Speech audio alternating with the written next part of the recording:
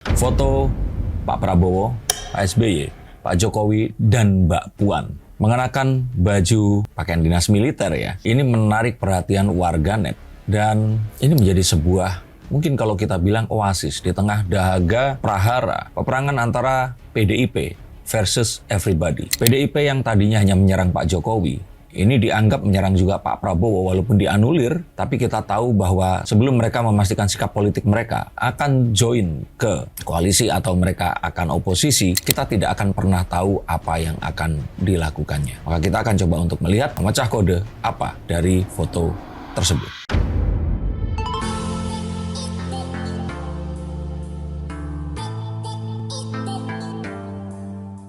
Halo Sainsikers, kembali berjumpa bersama saya, Denny Darko. Tidak ada yang namanya misteri, yang adalah tanda-tanda yang kita semua coba untuk mengerti.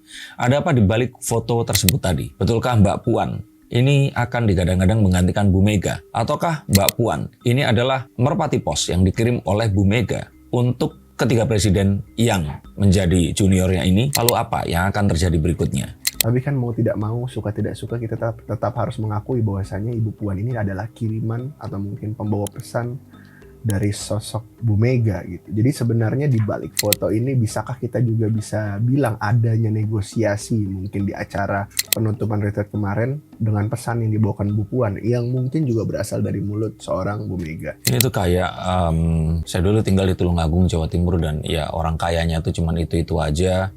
Terus kemudian nih sesama orang kaya itu ngambek-ngambekan terus nggak mau ketemu, akhirnya nyuruh anaknya lah atau siapanya untuk berjumpa seperti itu. Jadi kayak kita itu nggak melihat sebuah negosiasi kenegaraan yang terus kemudian ditampilkan dengan ya tokohnya ini berjumpa secara langsung. Jadi kayak ada seorang ibu-ibu yang ngambek gitu terus ngirim anaknya untuk ketemu, dan ya nggak masalah juga, kita akan menemukan style berdemokrasi kita sendiri. Tapi di sini kita akan menjadi mempertanyakan sebenarnya ada apa. Tapi ini semua tentu saja akan terjawab setelah kita melihat runut kegiatannya itu tadi atau peristiwanya.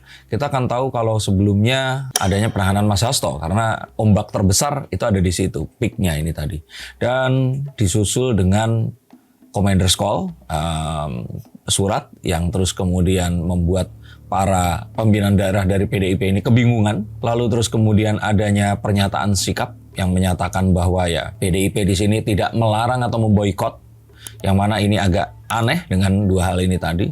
Lalu dengan adanya peresmian Danantara yang Bu Mega juga nggak hadir, tapi mengirim Mbak Puan kalau nggak salah ke sana. Nah mungkin Mbak Puan ini lebih kayak jadi mata dan telinganya Bu Mega, melaporkan apa yang terjadi, dan kayak aman nggak nih kalau Mama ternyata datang ke sana. Itu sebenarnya yang terjadi. Di ini kali kedua, dan kalau seperti ini, jika ternyata harapannya seperti saya ya, saya berharap sekali Bu Mega ini kalau memang masih pengen menjadi ketua umum, ya sudah ayo berkoalisi dan ya bersatu dulu aja. Pak SBY aja kan bersatu sambil nyindir-nyindir tuh, nggak pernah cawe-cawe. Terus Mas Ahaye juga pernah bilang tentang pembegalan demokrasi, padahal jelas-jelas di sini menterinya dari si Mas Gibran juga. Jadi kalau boleh saya katakan udahlah Bu, yuk ketemu dulu aja, ngobrol. Pasti akan ditemukan sebuah hal yang akan bisa disepakati. Stop dulu sebentar untuk kalian semua yang merasa atau menganggap bahwa saya hanya membacakan tarot untuk artis-artis. Kalian salah. Kalian pun berkesempatan untuk bertatap muka dengan saya atau menanyakan apapun yang kalian ingin tanyakan, dan biarkan kartu-kartu saya di sini mencoba untuk mencarikan alternatif jalan keluar dari pemecahan permasalahan yang terbaik untuk saat ini dan mendatang. Dan saya jamin ini semua akan private, hanya kalian dan saya yang akan mengetahui apapun permasalahannya. Karena saat sebuah masalah terjadi, sebenarnya sebuah solusi itu menanti. Dan siapa tahu solusi terbaik dari permasalahan kalian akan ketemu saat kalian ngobrol dengan saya dan izinkan saya untuk membuka setiap kartunya kepada kalian. Hubungi segera nomor di bawah ini dan pastikan nomor ini saja, dan izinkan saya untuk membantu memecahkan permasalahan apapun yang kalian alami. Semoga informasi ini bisa membantu kalian memecahkan permasalahan kalian. Oke, lanjut ke konten yang berikutnya. Yuk. Oke, tapi di sini berarti posisinya Mbak Puan juga maksudnya sebagai sosok yang cukup dilema ya, maksudnya banyak juga komentar netizen yang ini PDIP maunya apa sih gitu. Ya dilema kan karena itu tadi, gak semua orang juga akan tahu terlahir sebagai Puan Maharani dengan mama yang seperti itu. Dan saya pikir ya ini satu hal yang ya harus dihadapi, dan ya terutama wanita ya, itu kan tumbuh besar dan akhirnya memiliki preferensi atau bersikap atau cara dia untuk menentukan sebuah keputusan, terutama di saat genting, itu didasarkan dari keputusan yang dia alami dalam hidupnya. Kejadian indah, trauma dalam hidup, kondisi sosial dan ekonomi, dan hal-hal yang pernah dialami sebelumnya. Bu Mega kan mengalami saat Pak Karno digulingkan oleh Pak Harto, saat kecil juga melihat ayahnya yang seorang proklamator ini berusaha untuk mempersatukan Indonesia melawan Inggris, Amerika Barat, dan saat itu juga sempat berkonflik dengan Malaysia. Jadi kalau saya pikir apapun yang membuat Bu Mega saat ini adalah apa yang melekat dalam perjuangan dan perjalanan hidupnya. Terutama saat kemarin partainya pun sempat dibegal, terus kemudian jadi PDIP, ya sebelum beliau akhirnya jadi ketua umumnya ya. Dan terus hingga sekarang yang mana ya kalau dibilang DNA-nya adalah perjuangan, ya namanya juga PDI Perjuangan. Setiap saat adalah perjuangan. Jadi ini sesuatu yang memang ya DNA-nya Bu Mega seperti itulah. DNA Mbak Puan ini berbeda. Mbak Puan lahir di tahun 70-an, di mana Indonesia sedang giat membangun dengan konstruksi di mana-mananya, dan pemerataan pembangunan berusaha untuk dilakukan di tengah-tengah kejayaan Orde Baru. Perbankan juga mulai bergeliat di sana. Jadi saya pikir dua orang yang dilahirkan di generasi yang berbeda memiliki approach yang berbeda pula. Tapi sayangnya beliau ini masih belum diberikan kesempatan, dan ya kalau menurut saya masih di bawah shadow atau bayangan dari ibunya. Tapi kalau melihat respon Pak Prabowo, Pak SBY, Pak Jokowi yang tergabung dalam koalisi ini, baik-baik aja, menerima Bu Puan dengan baik, bahkan mereka foto bareng.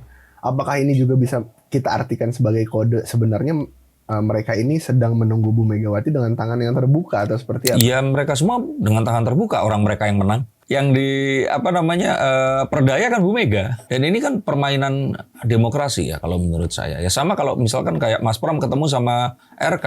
RK-nya pasti yang kagok, Mas Pramnya yang dengan tangan terbuka. Pemenang akan selalu membentangkan kedua tangannya dan dengan senyum yang paling lebar menyambut. Tapi kan lucu ya kalau terus ketemu tapi anak buahnya di balik layar itu menyerang seperti itu.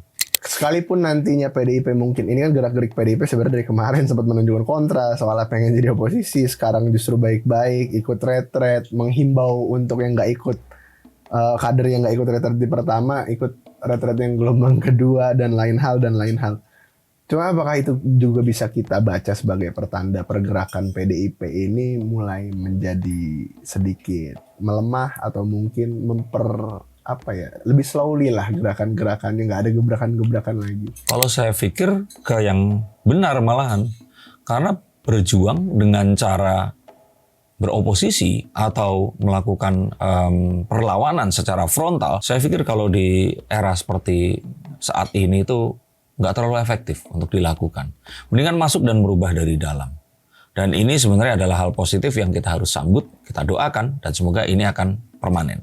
Tapi ada juga selain Bu Puan ini yang jadi sorotan ya. Cuma maksudnya di satu sisi juga kayak saya melihat di sini beranggapan bahwa PDIP ini juga masih ada ketidakkonsistenan karena apa bahasanya ya, kan ternyata kemarin itu salah satu kader yang tidak hadir sampai hari terakhir itu Pak Ian Koster. Iya, Pak Ian Koster ini ternyata sempat berstatement juga, dia juga mengkel gara-gara Pak Hasto ditangkap dan dia sepakat dengan Bu Mega. Apakah maksudnya sebenarnya di PDIP ini nggak ada, pada akhirnya ya hingga detik ini belum ada kejelasan untuk apakah kita harus berdamaikah dengan penguasa yang sekarang atau harus bersikap seperti apa gitu. Karena di saat Bu Puan bermesra-mesraan dengan penguasa yang sekarang, Pak Ian Koster ini kayaknya masih menyimpan gitu.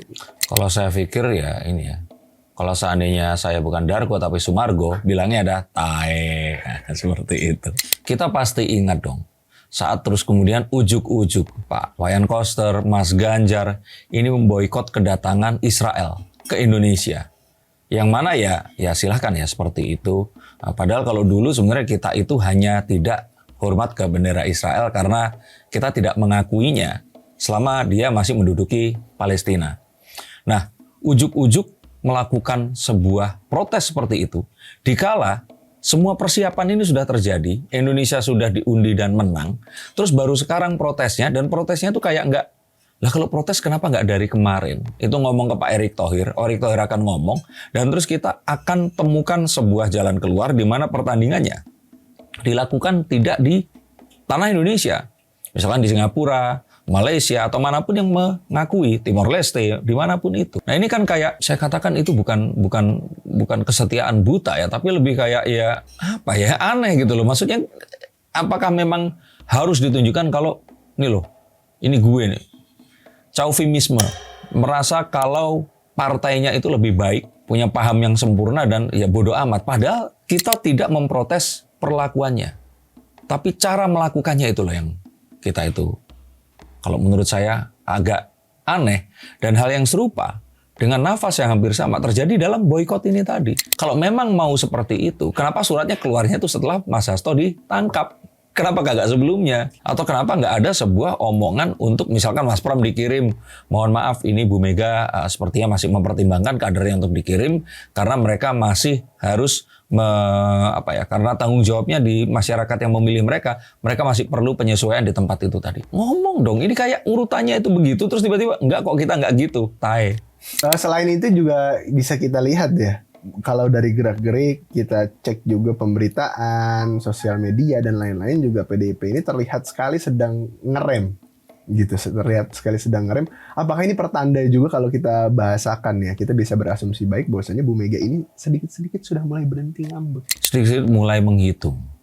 Atau beliau juga sedikit mulai berpikir karena Pak Prabowo ini mulai menangkapi koruptor. Saya nggak bilang Bu Mega melindungi koruptor, bukan. Tapi kan kebayang nggak?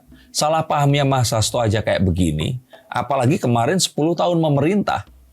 DPR presidennya juga dari partainya. Apa yang akan terjadi jika dia di sini berkonflik dengan penguasa yang saat ini berkuasa? Kita tahu bahwa ya masa lalu mereka berdua sebagai mantu dan anak presiden ini, Pak Prabowo dan Bu Mega maksud saya. Ini bukan masa kecil seperti orang kebanyakan, seperti saya dan kalian semua yang jadi subscriber saya ini tadi gitu. Tapi ya paling tidak, ayo dong, masa nggak bisa? Ini kayak anak orang kaya, anak presiden yang mereka tahu dari kecil, mungkin dari muda mereka udah saling mengenal gitu loh. Ya ayolah, ngobrol gitu loh. Karena ngambeknya kalian itu yang sulit orang Indonesia gitu. Sampai hari ini kan juga kalau kita bilang, kalau terkait penangkapan Mas Hasto ini kan membuat PDIP juga cukup terguncang ya, termasuk posisinya sekarang ini juga hingga keterguncangannya itu terlihat sampai orang-orang juga menyoroti Bu Puan dekat sama siapa sekarang, kelihatan sama siapa. Nah, ada kemungkinan nggak sih setelah Bu Puan ini juga disuruh ya, atau mungkin dititipkan pesan, atau mungkin dimandatkan dengan melihat kondisi yang sekarang, pada akhirnya kita juga bisa membaca gerak-gerik dari Bu Mega ini jangan-jangan emang sudah pengen menitipkan kursi kedudukannya ini ke Bu Puan. Jadi maksudnya Bu Puan seolah-olah memainkan peran yang menjadi penengahnya. Kayaknya enggak. Terus Bu Mega ini sepertinya kalau memang itu terjadi, setupnya mungkin enggak seperti ini. Ini Mbak Puan itu masih sebagai messenger, belum sebagai seseorang yang akan menjadi penerus terah, itu belum. Dan Bu Mega itu perlu itu tadi, orangnya itu perlu, beliau tuh intuitif, mungkin memiliki juga pengaruh-pengaruh spiritualisme dari sang ayah. Jadi kalau itu akan terjadi, itu mungkin akan terjadi overnight dan keajaiban. Beliau mungkin akan melihat atau mendengarkan sebuah bisikan atau apapun yang akan membuat oke, ini Mbak Puan, seperti itu. Bukan bisikan dari Oh bukan, bisikan dalam artian ya, mungkin ini ya, the other self ya, mungkin di alam bawah sadarnya atau apa yang ya akhirnya membuat dia oke, ini harus seperti ini. Karena sepertinya beliau seorang yang sangat spiritualis. Kenapa Mas Denny juga yakin bahwasanya Mbak Puan ini belum, atau mungkin antara Bu Mega yang belum mau menitipkan, atau mungkin Mbak Puan yang belum memiliki kapasitas untuk duduk itu? Kalau Mbak Puan itu kapasitas, saya pikir, mohon maaf ya, Gibran sama Mbak Puan kapasitasnya lebih duluan mana deh. Di politik Mbak Puan sudah lebih mumpuni. Beliau juga lebih dewasa dan pengalamannya juga lebih banyak. Gibrannya bisa jadi wakil presiden karena dipersiapkan. Nah, Mbak Puan ini jauh lebih daripada Mas Gibran kalau menurut saya. Bu Mega aja yang kalau dari pandangan saya di sini itu masih takut-takut untuk menyerahkan ini. Entah dia terlalu sayang dengan Mbak Puan atau dia benar-benar takut partainya akan terpecah belah jika bukan dia yang memimpin. Jadi ini sesuatu yang mungkin menurut saya jadi hal yang positif. Dan mari kita lihat ini dari kacamata yang positif saja. Saat mereka berempat ini berjumpa, semoga terjadi pembicaraan di belakang kamera yang merupakan panggung belakang politik. Dan ini akan sedikit memberikan keademan di puasa Ramadan 2025 ini. Selamat menunaikan ibadah puasa untuk kalian yang menunaikannya, dan semoga kita akan diberikan Ramadan yang penuh berkah, kemenangan, dan bisa menyelesaikan hingga tuntas. Terima kasih, sampai jumpa dan salam.